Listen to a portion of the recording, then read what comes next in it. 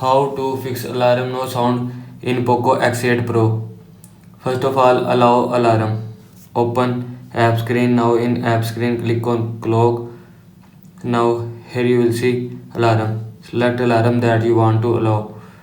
After selecting alarm, turn on this button. After turning on this button, allow alarm from your phone. Now go back. After that, clear app data and cache. Open setting. Scroll down. Click on apps. Now here you will see apps.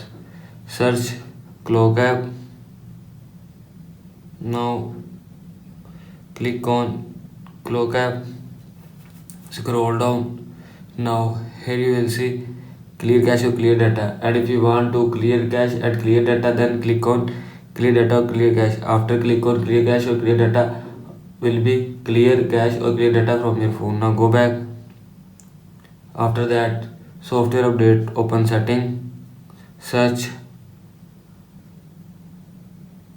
update software.